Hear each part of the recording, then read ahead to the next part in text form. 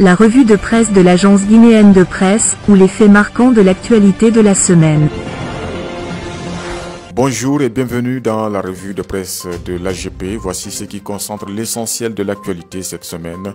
Tragédie au stade de Zéro-Corée, une mission du gouvernement pour évaluer les conséquences du drame et coordonner l'aide sur le terrain, titre l'AGP.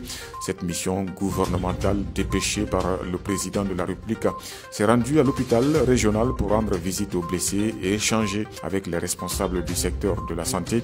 Les services sanitaires, en collaboration avec les autorités locales, se sont mobilisés pour prendre en charge les victimes et apporter un soutien médical immédiat. Drame des Zéro-Corée. Le ministre de la Justice annonce des enquêtes priviens. Les Infox, selon Guinée News, j'ai instruit le procureur général près la cour d'appel de Kankan de faire ouvrir immédiatement des enquêtes judiciaires pour établir les responsabilités dans cette tragédie et engager des poursuites pénales contre les présumés auteurs et complices, a-t-il déclaré. Guinée News titre aussi plus de 100 morts à Zéro-Corée. Ousmane Gawal maintient les chiffres provisoires du gouvernement et appelle au respect du deuil national. Qu'il y ait une personne ou 1000 décédés, c'est un deuil national. Je pense qu'il faut respecter ça. Ceux qui veulent vraiment aller dans les polémiques, il faut les laisser faire les polémiques. Même si on avait annoncé une personne décédée, c'est un décès de trop pour le pays. Drame des Zéro-Corée. Le barreau de Guinée exige justice et transparence. Écrit aussi la Guinée.info. Le barreau invite les autorités administratives et politiques à éviter de tirer toute conclusion hâtive sur les causes de ce drame avant les enquêtes au risque d'influencer celles-ci. Enlèvement du journaliste Marwan Kamara, voici ce qu'exige le SPPG au haut commandement de la gendarmerie, titre cette semaine le renifleur 224.com. Le SPPG condamne fermement ce kidnapping du journaliste Marwan, enregistré seulement quelques heures après la libération mardi d'un autre journaliste d'investigation, Bakary Gamalo Bamba, qui a passé près de 2 mois en prison.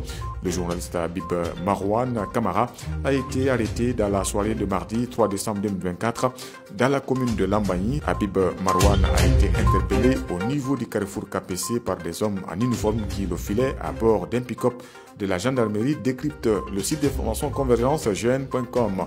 L'opérateur économique Alassane Diallo a été retrouvé, titre avenirguinée.org, a levé le 19 novembre dernier à la sortie d'une mosquée à Koloma-Soloprimo dans la commune de Ratoma.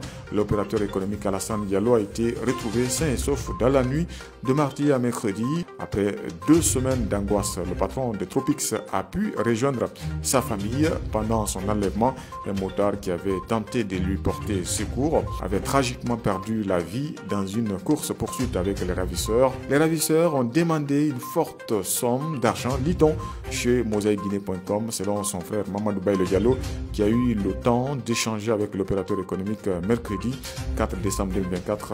Alassane lui a confié avoir été détenu dans un lieu tenu secret. Rumeur de crise de carburant à l'Abbé, les stations-service prises d'assaut. Le litre vendu au marché noir entre 15 000 et 20 000. Titre Média Guinée. Les citoyens de l'Abbé ont traversé une journée de panique mardi 3 décembre 2024 qui restera longtemps gravée dans leur mémoire pour cause. Une rumeur de crise d'essence s'est propagée à travers la capitale du Fouta, Diallo. Il n'y a ni rupture ni pénurie de produits pétroliers selon la SONAP rapportée par mosaïguinée.com dans son communiqué publié le 3 décembre 2024. Elle rassure les consommateurs qu'il n'y a ni rupture ni pénurie des produits pétroliers en République de Guinée. Selon le dit communiqué, l'approvisionnement et la distribution se poursuivent normalement. Voilà tout ce qu'on pouvait dire par rapport à la revue de presse de l'AGP. Merci de l'avoir écouté. À bientôt. C'était la revue des publications ou presse hebdo de l'agence guinéenne de presse.